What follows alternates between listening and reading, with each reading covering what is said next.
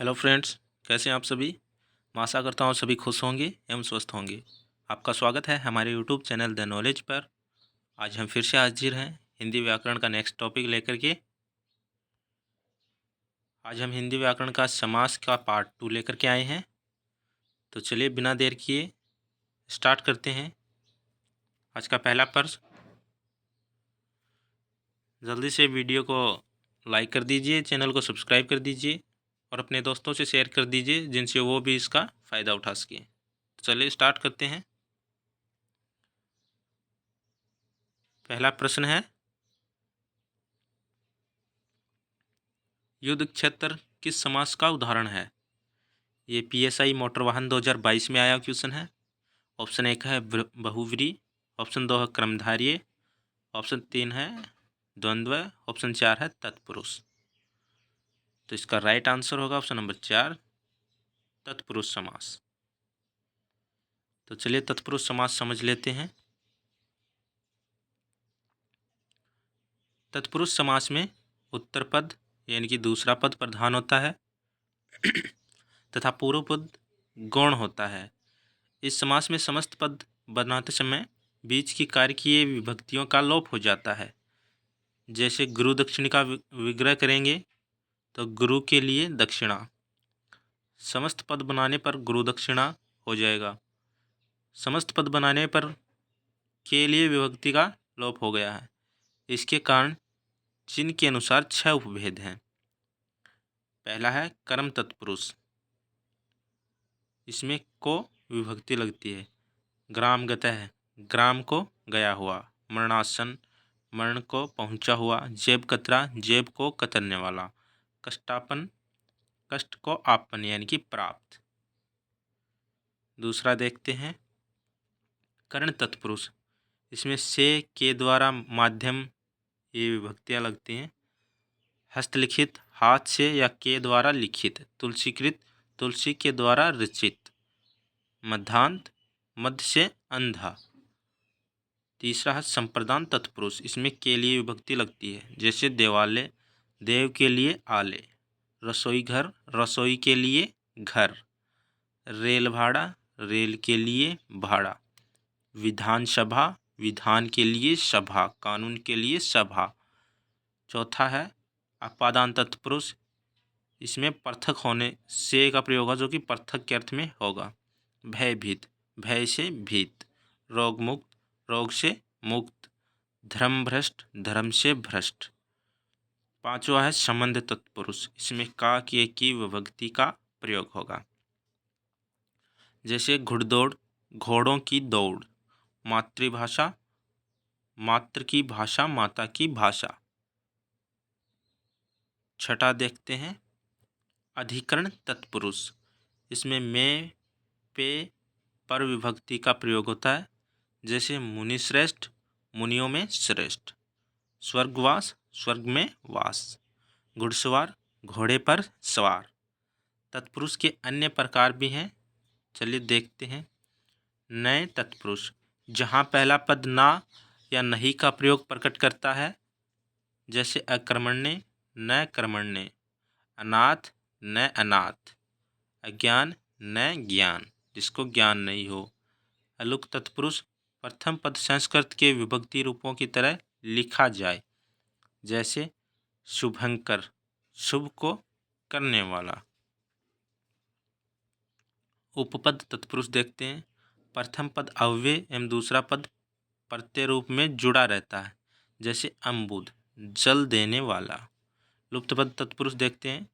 जब कारक चिन्हों के साथ कुछ अन्य पद भी लुप्त हो जाते हैं तो वो लुप्त पद तत्पुरुष होता है। जैसे दही बड़ा, दही में डूबा हुआ बड़ा, इसमें में डूबा हुआ गायब है। तो ये था तत्पुरुष समास। चलिए चलते हैं एग्जाम्पल और पिछले एग्जाम्स में आए हुए क्वेश्चन देख लेते हैं। अधिकरण तत्पुरुष में है, हमने अभी भी देखा है, तो आप इसका आंसर बता सकते हैं। ये तृतीय श्रेणी शिक्षक भर्ती 2013 में आया क्वेश्चन है। ऑप्शन 1 है पहला पद प्रधान होता है। ऑप्शन 2 है दूसरा पद प्रधान होता है। ऑप्शन 3 है दोनों पद प्रधान होते हैं। और ऑप्शन 4 है प्रथम एवं तृतीय पद प्रधान होता है। तो इसका राइट आंसर होगा ऑप्शन नंबर 2, दूसरा पद प्रधान होता है। चलिए चलते हैं नेक्स्ट क्वेश्चन पे। तत्पुरुष समास के भेद हैं। ये LDC 2024 में आया क्वेश्चन है। 5 शब्द हैं। इनमें से तत्पुरुष के भेद कौन से हैं और कौन सा नहीं है? ऑप्शन 1 है इतरेतर, ऑप्शन 2 है संप्रदान, ऑप्शन 3 है अपादान, ऑप्शन 4 है समाहार, ऑप्शन 5 है अधिकरण। तो इसमें कौन कौन से सही हैं जो तत्पुरुष के भेद हैं? ऑप्शन 1 है 2 3 5, ऑप्शन 2 है 1 2 3, ऑप्शन 3 है 2 4 5 और ऑप्शन 4 है 1 4 5। तो इसका राइट आंसर होगा ऑप्शन नंबर 1, 2 3 5, यानी कि संप्रदान, अपादान और अधिकरण तत्पुरुष समास के भेद हैं। चलिए चलते हैं नेक्स्ट क्वेश्चन पे। समास के संबंध में असंगत कथन है। ये वीडियो मेंस 2022 में आया क्वेश्चन है। ऑप्शन 1 है जहाँ प्रथम पद निषेध का वाचक हो उसे नए तत्पुरुष समास कहते हैं।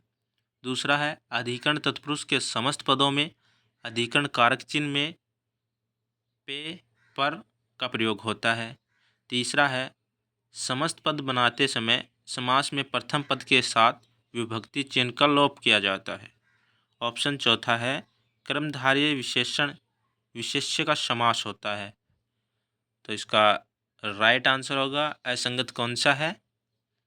तो इसका राइट आंसर होगा ऑप्शन नंबर 2, अधिकरण तत्पुरुष के समस्त पदों में अधिकरण कारक चिन्ह में, पे, पर इनका प्रयोग नहीं होता है। ओके, चलिए चलते हैं नेक्स्ट क्वेश्चन पे। पुत्र शोक का सही सामासिक विग्रह तथा भेद है। ये PSI मोटर वाहन 2022 में आया क्वेश्चन है। ऑप्शन 1 है पुत्र में शोक तत्पुरुष समास, ऑप्शन 2 है पुत्र पर शोक कर्मधारय समास, ऑप्शन 3 है पुत्र के लिए शोक तत्पुरुष समास, ऑप्शन नंबर 4 है पुत्र और शोक द्विगु समास। तो इसका राइट आंसर होगा ऑप्शन नंबर 3, पुत्र के लिए शोक, इसमें तत्पुरुष समास है। ओके, चलिए चलते हैं नेक्स्ट क्वेश्चन पे।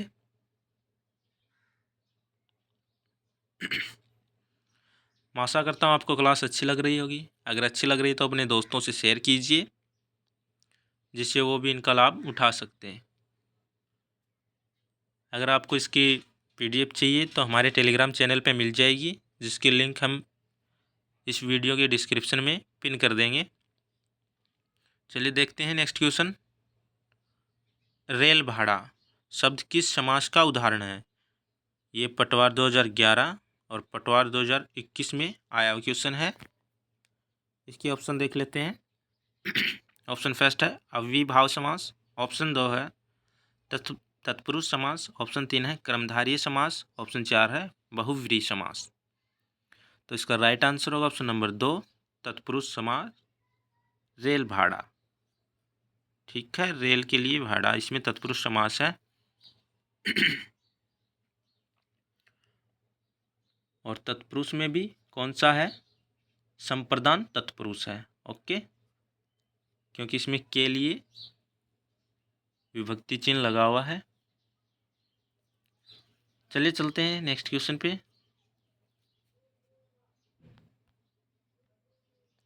हस्तलिखित में समास है।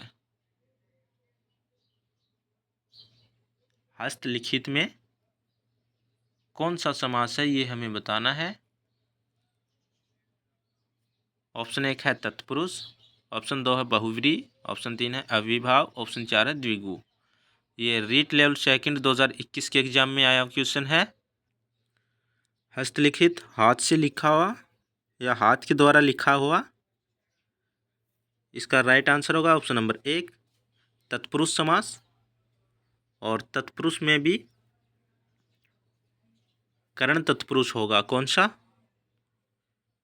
करण तत्पुरुष। चलिए चलते हैं नेक्स्ट क्वेश्चन पे। किस समास में प्राय पूर्व पद संख्यावाचक होता है? पूर्व पद संख्यावाचक होता है। ये आरटेट प्रथम स्तर 2011, स्टेनोग्राफर 2024 में आया क्वेश्चन है। ऑप्शन 1 है नए समास, ऑप्शन 2 है द्वंद्व समास, ऑप्शन 3 है द्विगु, ऑप्शन 4 है अविभाव। तो इसका राइट आंसर होगा ऑप्शन नंबर 3 द्विगु समास। इसमें पूर्व पद संख्यावाचक होता है। चलिए चलते हैं नेक्स्ट क्वेश्चन पे। देखिए द्विगु समास देखते हैं। द्विगु समास में पहला पद संख्यावाचक तथा जो किसी समूह विशेष का बोध कराता है। द्विगु समास का विग्रह करने पर अंत में समूह है यानी कि समाहार लिख दिया जाता है। त्रिलोकी 3 लोकों का समाहार। शताब्दी 100 अब्दों का समूह है। नवनिधि 9 निधियों का समूह है। त्रिकाल 3 कालों का समूह है। त्रिफला 3 फलों का समाहार। त्रिफला 3 फलों का समूह है, ये भी इसका बन सकता है। नवरत्न नवरत्नों का समाहार। सप्ताह है 7 दिनों का समूह है। तो ये था द्विगु समास। चलिए क्वेश्चन देखते हैं। ऑप्शन 1 प्रश्न देखिए, प्रश्न संख्या 9। निम्न में से किस विकल्प के सभी शब्द मूलतः द्विगु समास के उदाहरण हैं। ये वीडियो 2021 स्कूल व्याख्याता हिंदी 2020 में आया क्वेश्चन है। ऑप्शन नंबर 1 है त्रिलोचन 24। ऑप्शन नंबर 2 है दशानन यथेच्छा। ऑप्शन नंबर 3 है सप्ताह है शताब्दी। ऑप्शन नंबर 4 है चतुर्भुज प्रत्यक्ष। तो इसका राइट आंसर होगा ऑप्शन नंबर 3 सप्ताह है शताब्दी। ये मूलतः द्विगु समास के उदाहरण हैं। चलिए चलते हैं नेक्स्ट क्वेश्चन पे। त्रिफला शब्द किस समास का उदाहरण है। ये पटवार 2021 में आया क्वेश्चन है, हमने अभी अभी चर्चा की थी। ऑप्शन नंबर 1 है द्वंद्व, ऑप्शन नंबर 2 है अविभाव, ऑप्शन नंबर 3 है द्विगु, ऑप्शन नंबर 4 है क्रमधारीय। तो इसका राइट आंसर होगा ऑप्शन नंबर 3 द्विगु समास। ओके, 3 फलों का समाहार। चलिए चलते हैं नेक्स्ट क्वेश्चन पे। नवरत्न में समास है, ये द्वितीय श्रेणी शिक्षक भर्ती 2012 में आया क्वेश्चन है। ऑप्शन नंबर 1 है द्विगु, ऑप्शन नंबर 2 है क्रमधारीय, ऑप्शन नंबर 3 है बहुव्रीहि, ऑप्शन नंबर 4 है द्वंद्व। तो इसका राइट आंसर होगा ऑप्शन नंबर 1 द्विगु। 9 रत्नों का समूह है। क्या बनेगा 9 रत्नों का समूह है। चलिए चलते हैं नेक्स्ट क्वेश्चन पे। नवनिधि में कौन सा समास है। ये पटवार 2011 में आया क्वेश्चन है। ऑप्शन 1 है अव्ययी भाव, ऑप्शन 2 है द्विगु, ऑप्शन 3 है क्रमधारीय, ऑप्शन 4 है बहुव्रीहि। तो इसका राइट आंसर होगा ऑप्शन नंबर 2 द्विगु समास। नवनिधि का बनेगा 9 निधियों का समूह है। ओके, चलिए चलते हैं नेक्स्ट क्वेश्चन पे। किस शब्द में द्विगु समास है। ये पटवार भर्ती परीक्षा 2011 में आया क्वेश्चन है।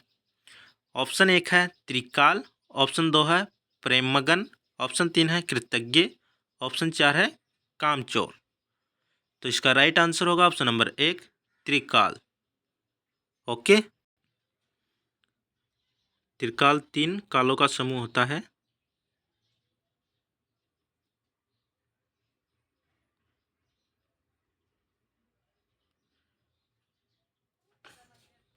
तीन कालों का समूह है। चलिए चलते नेक्स्ट क्वेश्चन पे। निम्न में से कौन सा द्विगु समास का उदाहरण है। ये स्टेनोग्राफर परीक्षा 2021 में आया क्वेश्चन है। ऑप्शन 1 है चौराहा, ऑप्शन 2 है दशानन, ऑप्शन 3 है यथाशक्ति, ऑप्शन 4 है माता पिता। तो इसका राइट आंसर होगा ऑप्शन नंबर 1 चौराहा, 4 रास्तों का समाहार। चलिए चलते हैं नेक्स्ट क्वेश्चन पे। जिस समास में दोनों पदों की प्रधानता होती है वह कहलाता है। ये देखिए कितनी बार एग्जाम्स में आया क्वेश्चन है। हाईकोर्ट एलडीसी 2017, एलडीसी 2018, कनिष्ठ लेखाकार 2016 और कनिष्ठ लेखाकार 2024 और फर्स्ट ग्रेड में 2012-2011 में आया हुआ क्वेश्चन है, बहुत बार रिपीट हुआ है, तो बहुत ही इंपॉर्टेंट क्वेश्चन है। जिस समास में दोनों पदों की प्रधानता होती है वह है क्या कहलाता है? कौन सा समास है वो? ऑप्शन नंबर 1 है तत्पुरुष, ऑप्शन नंबर 2 है द्विगु, ऑप्शन नंबर 3 है द्वंद्व और ऑप्शन नंबर 4 है अव्ययी भाव। तो इसका राइट आंसर होगा ऑप्शन नंबर 3 द्वंद्व समास, जिसमें दोनों पदों की प्रधानता होती है, सभी पद प्रधान होते हैं इसमें। ओके, तो ये बहुत ही इंपॉर्टेंट क्वेश्चन है, इसको याद रखिए। चलिए चलते हैं नेक्स्ट क्वेश्चन पे। द्वंद्व समास क्या होता है देखते हैं। द्वंद्व समास जिस समस्त पद में दोनों पद प्रधान हो वहाँ द्वंद्व समास होता है। इन दोनों पदों को मिलाते समय इनके बीच में समुच्चय बोधकों यथा और तथा एवं या अथवा का लोप हो जाता है। जैसे धर्माधर्म, धर्म और अधर्म, सुरासुर, सुर और असुर, आसपास, पास आदि। अतः हमने देखा कि द्वंद्व समास के अधिकांश समस्त पदों या सामासिक पदों में योजक लगा होता है, ये वाला चिन्ह। ओके, योजक चिन्ह है ये। द्वंद्व समास के 3 उपभेद भी हैं, कौन कौन से हैं देखिए। पहला है इतरेतर द्वंद्व। इतरेतर द्वंद्व के समस्त पद के दोनों खंड और से जुड़े होते हैं, जैसे राधा और कृष्ण, राधा कृष्ण, बीच में योजक चिन्ह लगा हुआ है। नर नारी, नर और नारी, दाल रोटी, दाल और रोटी। दूसरा समाहार द्वंद्व। समाहार द्वंद्व में शब्दों के अर्थ के साथ उनके समूह का समाहार का बोध होता है, जैसे उखल और मूसल का समाहार, उखल मूसल। वैकल्पिक द्वंद्व में समस्त पदों के दोनों पद या अथवा से जुड़े रहते हैं, जैसे पाप या पुण्य, पाप पुण्य। ओके, चलिए देखते हैं क्वेश्चन देखते हैं। ऑप्शन नंबर 1 है, प्रश्न देखते हैं, प्रश्न संख्या 16। द्वंद्व समास के दोनों पदों के बीच किस चिन्ह का प्रयोग होता है? ये पटवार 2011 में आया क्वेश्चन है। ऑप्शन 1 है विराम चिन्ह, ऑप्शन 2 है योजक चिन्ह, ऑप्शन 3 है अर्धविराम, ऑप्शन 4 है अल्प विराम। तो हमने अभी अभी इसकी चर्चा की है। तो इसमें द्वंद्व समास के दोनों पदों के बीच में किस चिन्ह का प्रयोग होता है? तो इसका राइट आंसर होगा ऑप्शन नंबर 2 योजक चिन्ह। ओके, चलिए चलते हैं नेक्स्ट क्वेश्चन पे। प्रश्न संख्या 17 देखते हैं। किस समास में सभी पद प्रधान होते हैं? ये सेट ग्रेजुएशन लेवल 2024 में आया क्वेश्चन है। ऑप्शन 1 है अव्ययी भाव, ऑप्शन 2 है तत्पुरुष, ऑप्शन 3 है बहुव्रीहि, ऑप्शन 4 है द्वंद्व समास। तो इसका राइट आंसर होगा ऑप्शन नंबर 4 द्वंद्व समास में सभी पद प्रधान होते हैं। चलिए चलते हैं नेक्स्ट क्वेश्चन पे। अगर आपको टीचिंग से रिलेटेड अन्य क्लासेस चाहिए तो आप हमारे चैनल के प्लेलिस्ट में जा कर के वहाँ से क्लासें देख सकते हैं। वहाँ पे जीके की सभी क्लासें करवाई जा रही हैं और साइकोलॉजी की क्लासें भी चल रही हैं। तो बिना देर किए आप हमारे चैनल की प्लेलिस्ट में जाइएगा और वहाँ से फ़ायदा उठाइएगा। देखिए प्रश्न संख्या 18। पाप पुण्य शब्द किस समास का उदाहरण है? ये तृतीय श्रेणी शिक्षक 2013 पटवार 2021 में आया हुआ क्वेश्चन है। ऑप्शन 1 है क्रमधारय समास, ऑप्शन 2 है तत्पुरुष समास, ऑप्शन 3 है बहुव्रीहि समास, ऑप्शन 4 है द्वंद्व समास। तो इसका राइट आंसर होगा ऑप्शन नंबर 4 द्वंद्व समास। पाप पुण्य ये योजक चिन्ह लगा हुआ है, तो ये पाप और पुण्य इसका होगा पूरा समास। चलिए देखते हैं नेक्स्ट क्वेश्चन। द्वंद्व समास है टेट प्रथम स्तर 2008 में आया क्वेश्चन है। ऑप्शन 1 है लंबोदर, ऑप्शन 2 है अंधकूप, ऑप्शन 3 है नर नारी, ऑप्शन 4 है शरणागत। तो इसका राइट आंसर होगा ऑप्शन नंबर 3 नर और नारी। चलिए चलते हैं नेक्स्ट क्वेश्चन पे। दाल रोटी में से किस समास का सबसे उपयुक्त उदाहरण है? ये महिला पर्यवेक्षक आंगनवाड़ी 2024 में आया क्वेश्चन है। ऑप्शन 1 है अव्ययी भाव, ऑप्शन 2 है तत्पुरुष, ऑप्शन 3 है द्वंद्व, ऑप्शन 4 है बहुव्रीहि समास। तो इसका राइट आंसर होगा ऑप्शन नंबर 3 द्वंद्व समास, दाल और रोटी। ओके, तो इसमें और विलुप्त है, ये द्वंद्व समास है।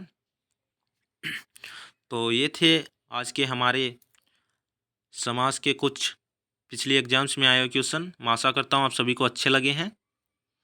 अगर अच्छे लगे हैं तो वीडियो को लाइक कीजिए, चैनल को सब्सक्राइब कीजिए और अपने दोस्तों से शेयर कीजिएगा जिनसे वो भी इसका फ़ायदा उठा सकें। तो मिलते हैं नेक्स्ट क्लास में, तब तक के लिए हंसते रहिए, मुस्कुराते रहिए। धन्यवाद।